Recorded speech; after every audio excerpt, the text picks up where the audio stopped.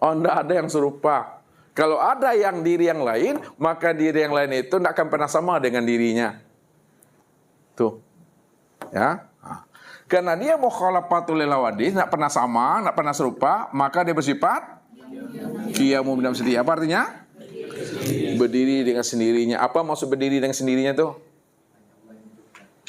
Iya. Kalau Pak Andre bisa berdiri di sini kan? Kan ada apa? Ada tanah, ada kaki. Kalau Allah tuh Anda butuh pertolongan, tidak butuh bantuan ya tuh. Dia sendiri aja ada tuh. Sudah di dalam inilah wujud itu sebenarnya. Jadi yang 5 sifat itu disebut sifat zat, sifat bagi zat. Kalau kita gunakan bahasa zat, kita gunakan bahasa sifat, itu adalah zat itu. Sedangkan yang 15 tadi disebut sifat. Ini di ilmu sini sifat tuh, sifat.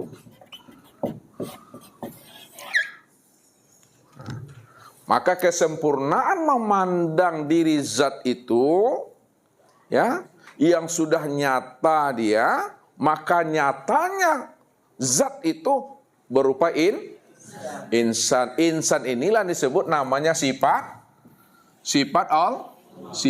zat.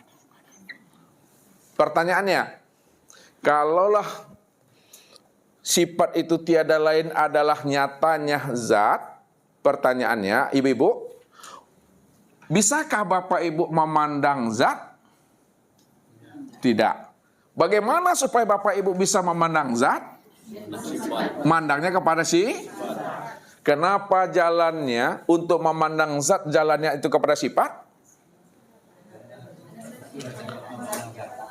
Sifat itu adalah kenyataan zat. Kalaulah sifat ini kenyataan zat, patrikan dalam hati, siapa sifatnya sebenarnya? Sifat ini adalah zat yang sebenar-benarnya. Lalu kita keluarkan definisinya. Kita keluarkan patinya. Apa makna sifat? Lihat, yang dikatakan sifat itu adalah zat yang disifati. Zat yang disifati. Kalaulah yang dikatakan sifat adalah zat yang disifati, maka sifat itu sebenar-benarnya yang diri zat itu. Pertanyaan yang kedua, ya, kalaulah zat dengan sifat itu sudah esa dia, hanya zat saja yang sebenar-benarnya, ya, zat itulah yang sebenar-benarnya yang diri sifat itu. Pertanyaannya yang kedua, pada Bapak Ibu ketika sholat, siapa yang menyembah? Lihat nih kita bawa ke sini lagi. Pertanyaannya, siapa yang menyembah? 2, siapa yang disembah? Karena dia cuma yang ada kan? Masih adakah diri yang lain? Kalau tidak ada diri yang lain, tidak ada wujud yang lain, pertanyaannya hanya dia cuma yang ada. Kalau hanya dia cuma yang ada, siapa yang menyembah dan siapa pula yang disembah? Ibu-ibu dulu. Siapa yang menyembah? Yang menyembah itu adalah sifat. Sifat yang mana tuh? Mana sifat yang 7 tuh? Tadi 20 tadi. Yang menyembah itu sifat. Itu yang 15 nih ya. Siapa yang disembah? Yang disembah adalah zat. Mana yang zat itu tadi? Yang 5 tuh, wujud tuh. Berarti jawabannya sifatlah yang menyembah kepada zat.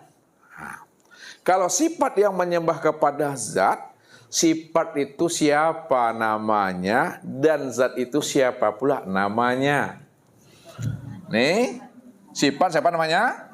Sifat inilah yang bernama Muhammad, sedangkan zat itu bernama zat itu yang bernama Allah. Pertanyaannya, siapa yang menyembah, siapa yang disembah di situ? Kalau Allah dan Muhammad yang ada di situ, yang menyembah siapa? Yang menyembah Muhammad, yang disembah siapa? Yang disembah Allah.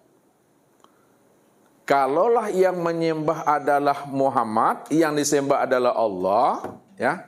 Padahal Muhammad dengan Allah itu adalah Esa.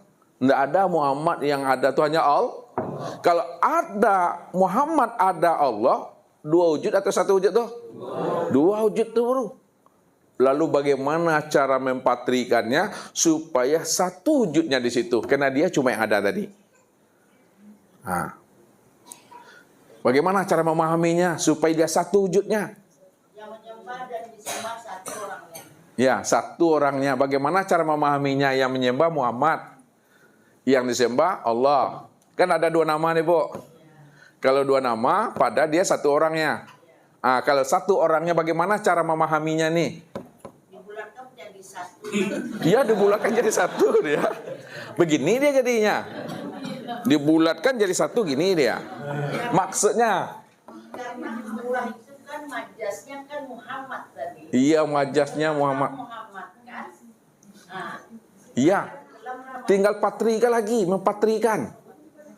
Ya, dibulatkan jadi satu dia. Muhammad itu majas dia, benar tuh. Bagaimana cara mengungkapkannya tuh? Boleh, Bu. Muhammad itu adalah penyata Allah. Penyata Allah itu ada zat, sifat, asma dan nama. Iya, yang mana? Bagaimana supaya Esa dia? Iya, bagaimana caranya? Memang dia tuh al-abid wal ma'bud wa, yang menyembah dengan yang disembah. Benar tuh yang sampaikan Ibu. Tapi nggak itu maksudnya. Bukan itunya. Menjadi Esa dia. Siapa Muhammad, siapa Allah tuh, Daniel? Ada catatannya, Daniel? Coba bantu Pak Edi dulu, Pak Edi. Muhammad itu zahirnya, Tuh. Kemudian? batinnya. Allah tuh batinnya. Muhammad tuh zohir aku batinnya. Muhammad tuh tubuhku, aku ruhnya. Esa dah tuh, gitu tuh bulat dia, begini dia. Muhammad itu wujudku. Lihat. Muhammad itu wujudku, sedangkan Allah itu diriku. Pertanyaannya, ini Ustaz putar-putar Bapak Ibu sini biar paham. Kalaulah Muhammad itu wujudnya Allah, lalu Allah itu apa bagi Muhammad, Ibu? Pasti maniang tuh. Mau tahu tuh? Kalaulah Muhammad itu wujudnya Allah, lalu Allah itu apanya Muhammad? Allah itu batinnya Muhammad. Nggak ada batin tersebut. Mencari jodoh itu nggak payah tuh.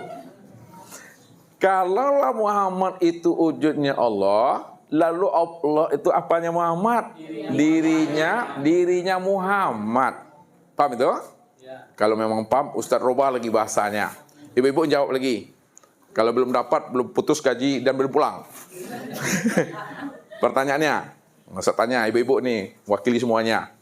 Kalaulah Muhammad itu zohirnya Allah, lalu Allah itu apanya Muhammad? Alhamdulillah.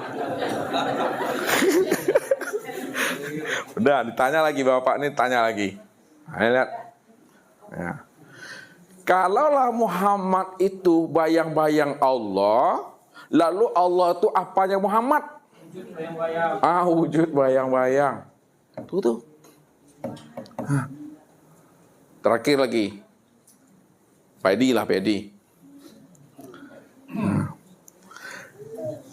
Kalaulah Muhammad itu tubuhnya Allah, lalu Allah itu apanya Muhammad?